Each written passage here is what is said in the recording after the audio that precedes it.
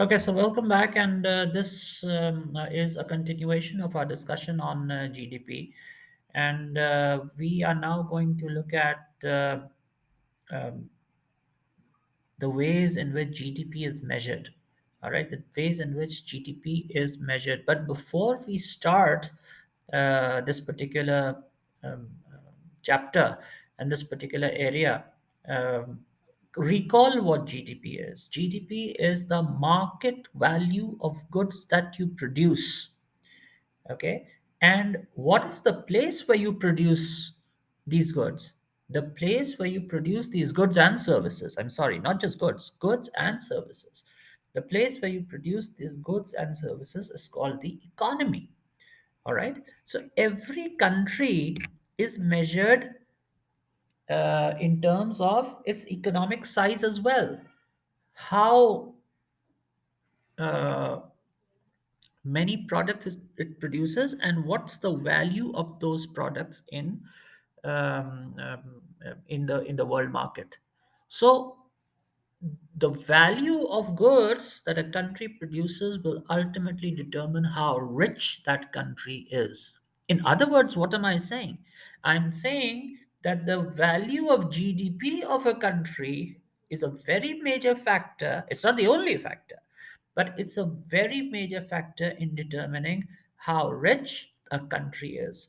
So, before I continue with this particular lecture, I will like you to have a look at a small video of countries and countries, the size of the country by GDP.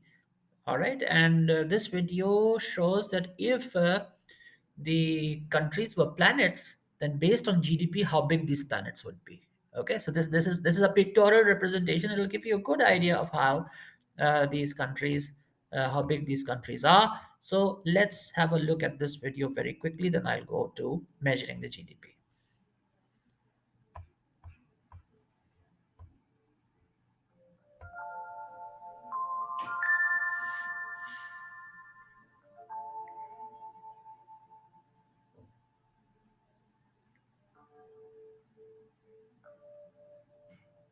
So there's Pakistan. The size of the Pakistan economy is 286.34 billion, which means the goods and services that we produce every year, the value of those goods and services in the market is 286.34 billion. That means that's roughly our wealth per year.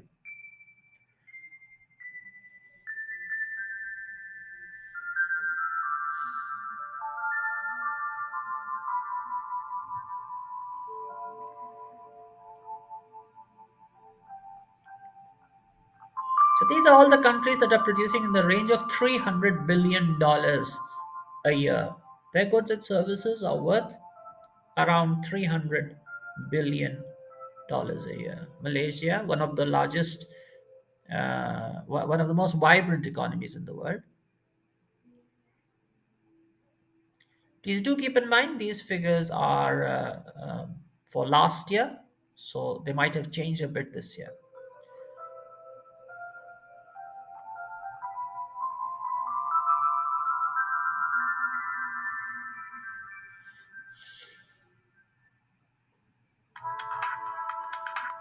And we thank World Studio TV for sharing this video with us.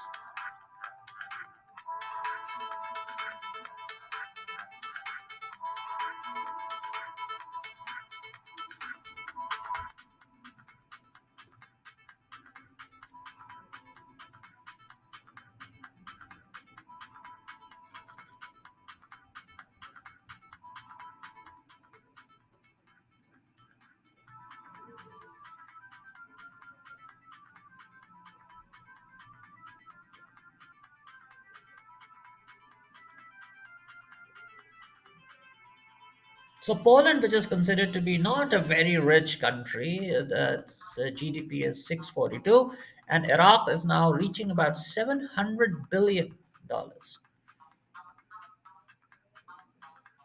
Turkey is reaching about $800 billion. Saudi Arabia, $805 billion. So the goods and services they are producing per year are valued $805 billion.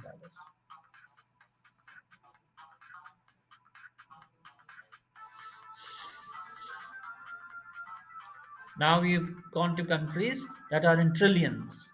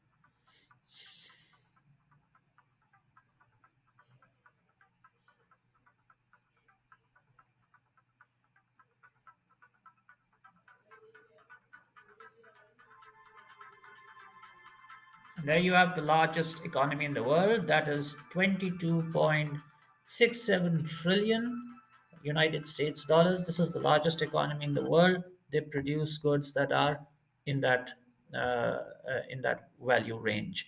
So let's now look at how GDP is to be calculated. There are three ways of looking at the value of goods and services that you produce. There are three ways that you can look at it. Let's first and foremost look at, let's say that you are a country and you have produced this particular product. This is a particular product that you have produced. Okay. Now let's say that's the great thing about economics, that you can always assume things. So let's assume that the value of this box and whatever it contains is $1,000. All right. So if $1,000 is the market value of this particular good, then the national income of whoever has produced it, if let's say there is one country and it has produced just this one box, and the value of this box is 100,000. So what is the GDP of that country? The GDP or the income of that country is $1,000. This is a very, very simple example. Now, there are three ways of looking at this particular GDP, this particular income. What are the three ways of looking at it? First and foremost, there is the person who has made the product. Okay, there's the person who has made the product. So he will look at this from the point of view of output. For him, it's the output. So, what is his output? Market value. Don't say one box. No, no, no. We will not say one box. We will simply say the market value of his product is $1,000. All right? That's one way. The second way is look at the hand that is coming out. The lady is purchasing it. When the lady purchases it, we say she's consuming it. When she consumes it, how much money does she pay? $1,000. So the other point of view of looking at the GDP of the country is by consumption. The lady, when she consumes, she pays $1,000. That's how market price is determined. So either you can look at it from the point of view of the uh, producer, how much output he has produced.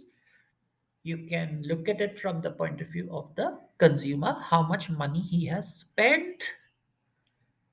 And lastly, you can look at it from the point of view of the earner, the person who has made it, how much he has earned.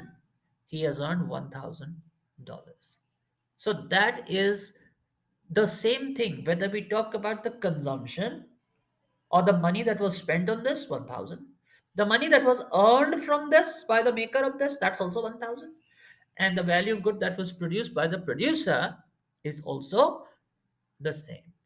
Okay, so then there are three angles of looking at any country's GDP. Now, we just take this very simple example and we are going to expand it on a very big scale.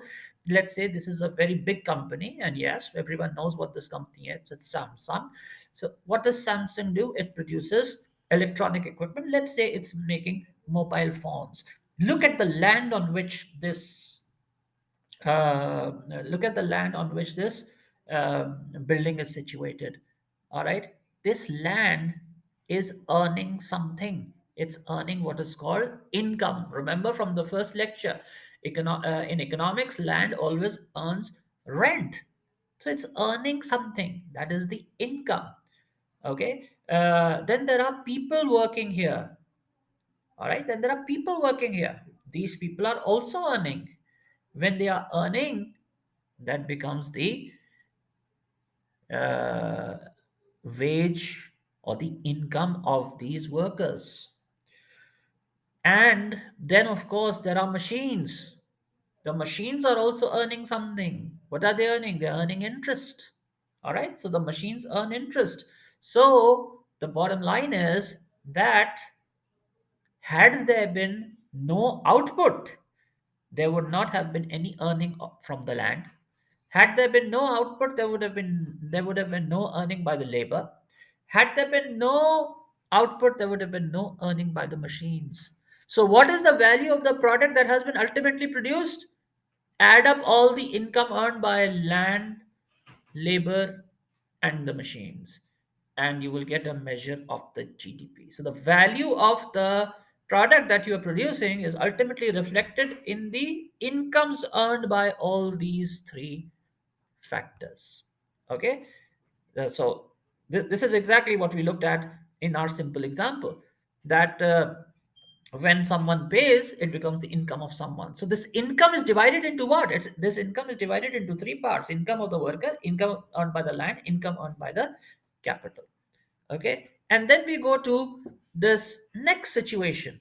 All right, there are products on the shelf, and someone is coming and deciding which product they should buy. Okay. Now this person is not going to earn anything. This person is going to spend. There's going to be expenditure. So expenditure will be for what?